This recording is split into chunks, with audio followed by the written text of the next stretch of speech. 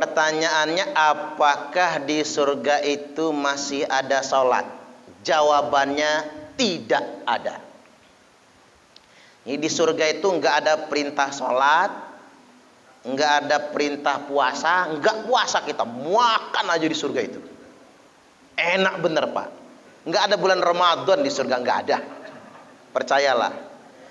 Jenengan juga nggak bayar zakat. Oh, nggak ada orang melarat kok di surga. Nggak bayar zakat, juga nggak naik haji, nggak umroh, terus nggak pakai masker juga Pak. Percayalah sama saya. Ngapain nang surga pakai masker ya? Bebas di surga nanti, nggak ada aturan. Bahkan di surga itu bukan cuma itu. Semua yang haram di dunia ini halal di surga. Itu yang harus kita ketahui. Semua yang haram di dunia halal. Daging celeng haram kan? Di surga halal. Nanti silakan pesan sate babi. Iya, boleh. Makanya yang pengen betul sate celeng, sabar nunggu di surga. Minuman keras juga halal di surga itu. Semua ada. Jadi sampai-sampai dikatakan bi aqwabi wa abariqa wa ka'sim min ma'in. Nanti pemuda-pemuda surga itu nenteng gelas-gelas, seloki-seloki, piala-piala begini nih. Jadi gelas yang model piala, yang panjang-panjang itu di surga nanti banyak Pak. Dia standby pemuda surga itu untuk menyediakan air minum. Mimmain, dan air minum di surga itu sumbernya bukan dispenser, bukan. Bukan juga dari keran, dari sungai-sungai. Di surga itu ada sungai madu. Kita minta madu diambilkan dari sungai madu. Di surga itu ada sungai kopi, ada. Jadi kopi emang nggak ngerebus lagi Pak. Langsung dari sungai kopi. Bertuliskan kopi Lampung. Jadi kok sejarah kopi Lampung sampai di surga nantinya. Jadi semua yang kita makan di dunia itu nyampe di surga. Ada sungai khamar, bahkan ada sungai bir bintang, ada topi miring gitu Pak. Terus itu ada sungai tuak, Horas dari Medan. Waduh. Jadi ada lapo tuaknya gitu dari sungai-sungai. Semua yang haram jadi halal di surga itu. Dan tidak mabok. Jadi kita minum khamar di surga itu tidak mabok. Saya sampai ngayal, jangan-jangan di surga ada narkoba juga ya. Ada sabu-sabunya gitu ya Pak. Yang halal, yang haram di dunia ini jadi halal di surga nantinya. Kemudian wafakihatin mimma yatakhayyarun. Semua buah-buahan pilih sendiri. Bebas. Wa fakihatin kasiratin la maqtu'atin wala mamnu'ah. Banyak buah-buahan, tidak pernah putus dan tidak dilarang mengambilnya, memanennya. Kita punya tetangga panen kelengkeng, jangan ngambil sendiri Pak, dimarah tetangga, nyuri namanya. Minta dulu. Enggak dikasih. Nanti tunggu seminggu katanya. Setelah seminggu habis sama kampret. Dicuri duluan, habis kelengkengnya, nggak sempat makan lagi. Tapi di surga bebas kita ngambilnya. Dan katanya sih pohon di surga itu kan akarnya yang di atas, buahnya yang ke bawah. Dipetik apel, nongol apel yang baru. Lama tuatin soalnya kan. Dipetik anggur, nongol buah anggur yang baru. Diambil tandan pisangnya, nongol tandan yang baru dan sudah matang. Termasuk Pak, bapak-bapak yang pengen betul poligami tapi nggak berani. Nggak ada nggak kira-kira di sini nih? Banyak ya Pak. Para ngarep banget pengen poligami ya, tapi ikatan suami takut istri. Sabar ya Pak. Jenengan ngempet rasa di dunia, pengen poligami nggak berani. Ada yang berani tapi nggak punya modal, umpama ya Pak. Sampai ngayal andaikan saya sugih misalnya kan, umpama ini udah sugih ternyata nggak berani. Sabar, yang ngempet sabar. Di surga nanti semua laki-laki poligami. Satu laki-laki jenengan Pak dikasih 70 bidadari.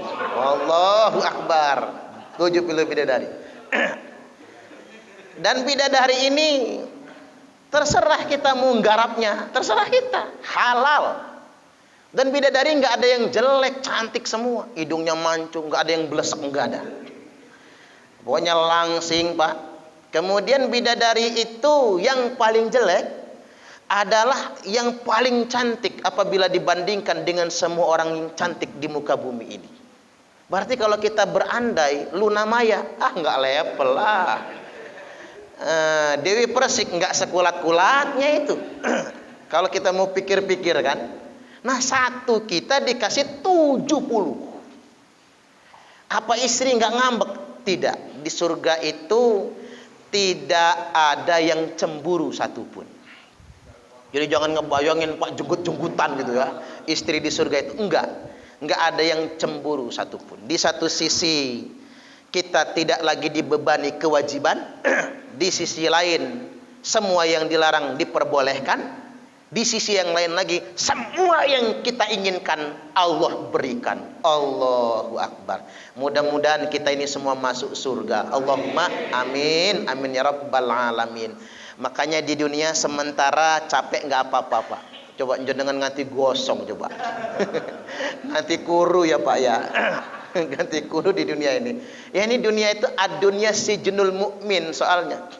Dunia itu penjaranya orang beriman.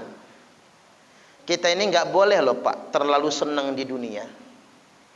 Terlalu bahagia di dunia itu nggak boleh. Karena dunia ini buat orang beriman bukan surga. Buat orang beriman dunia ini penjara. Makanya orang Islam itu Allah kasih ujian banyak. Ada yang diuji melarat, ada kan? Ada yang diuji pas-pasan. Ada yang diuji sugih tapi istrinya cerewet. Na'udzubillah. Ada nggak yang kayak gitu Pak? Ada yang istrinya kalem, anaknya bandel-bandel. Itu ujian di dunia. Ada yang istrinya baik, anaknya baik, tapi penyakitan dianya. Kita ini di dunia itu memang Allah nggak mau ngelihat orang mukmin itu terlalu pol 100% senang, nggak mau. Kita ini seseneng-senengnya kita, sebahagia-bahagianya kita, sesejahtera-sejahteranya kita, tetap Allah kasih susah. Tujuannya biar apa? Agar kita sadar dunia cuman persinggahan. Akhiratlah yang kekal abadi selama-lamanya. Makanya saya jadi dapat pelajaran Pak. Ceramah paling enak, ceramah sama orang yang dalam penjara. Itu ceramah paling enak. Mengapa? Mereka betul-betul merasakan dunia ini penjara. Sesuai dengan hadis Nabi itu. Ada dalam titik terendah dalam kehidupan. Dulu waktu saya diundang ceramah ke penjara, ada rasa khawatir, takut mereka tersinggung ngeroyok saya. Sipir penjara mah dikit jumlahnya, mereka tuh banyak kok. Bayangkan Pak, kapasitas penjara 1000 narapidana. Sedangkan petugas penjara cuman nggak nyampe 100 orang. Ya kalah lah. Itu pun sip-sipan kerjanya petugas penjara itu. Saya ngebayangin kalau saya dikeroyok. Ternyata kebalikannya Pak. Ceramah dengan orang yang di penjara paling enak. Karena dia merasa ada di titik terendah dalam kehidupan. Dan semua yang kita katakan pasti didengar. Itu enaknya. Apalagi ceramahnya di LP perempuan. Didengar. 2 jam saya ceramah, nggak ada yang ngantuk. Matanya mendelik semua. Kata saya, ibu-ibu, mbak-mbak ngapa melotot semua? Nggak ada yang ngantuk. Mohon maaf Ustadz. Kami di sini jarang lihat laki-laki. Sekali ngelihatnya Ustadz, langsung tambah semangat ceramahnya Pak. Pengen diundang lagi. Karena perempuan semua soalnya. Tapi paling susah menceramahi 3 golongan manusia Pak. 1, pejabat yang sedang takabur, susah. Pejabat itu kan kadang-kadang pena aja ajudan yang bawa. Kacamata aja ajudan yang naruh. Sendal aja ajudan, kan takabur tuh. Biasa dilayani. Itu kalau kita ceramah selip dikit tersinggung dia.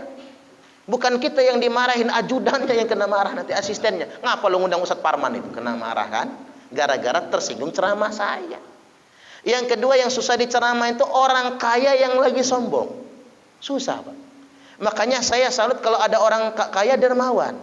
Orang kaya tapi tawadhu, itu luar biasa. Karena orang kaya itu rata-rata takabur. Umumnya ya. Makanya saya pernah ceramah ikatan pengusaha, tapi nggak usah disebut pengusaha apa ya. Pengajiannya nang hotel, kita di masjid, dia di hotel. Saya ceramah, Pak, itu ceramah berbuka puasa. Jam 5 sudah mulai ceramah. Nggak ada yang ngedengerin saya. Karena mereka tuh mejanya bundar gitu. Masing-masing di meja bundar itu kan, ngobrol masing-masing. Payah orang kaya ini pikir saya. Diajak serius, nggak gubris. Begitu saya ngelucu, nggak ada yang ketawa satupun. Saya bulu kuduknya langsung merinding, reng reng reng. Itulah ceramah paling sengsara dalam hidup saya. Ternyata nggak bisa menceramahi orang kaya yang sedang takabur. Coba kalau orang kayanya sedang diselidiki KPK, nangis datang ke rumah. Ustadz, saya ini pengusaha, tolong nasihatin saya. Mungkin saya ini banyak dosa. Bapak diselidiki KPK. Iya Ustadz, baru tahu rasa tuh. Hilang songongnya. Kalau sudah diselidikin KPK, kemarin kemana? Yang nomor 3, Pak, yang nggak bisa diceramahi itu orang gila. Saya pernah diminta ke rumah sakit jiwa, enggak lah kata saya. Tapi kalau ruqyah mau kata saya. Tapi kalau suruh ceramah, saya tambah gila nantinya. Makanya ada cerita orang pengen korban kambing, bawa kambing ke tempat penjagalan, mau korban. Di tengah jalan ada orang gila lagi di pinggir jalan. Sama orang gila dikomentari, Pak, hari gini jalan-jalan bawa monyet.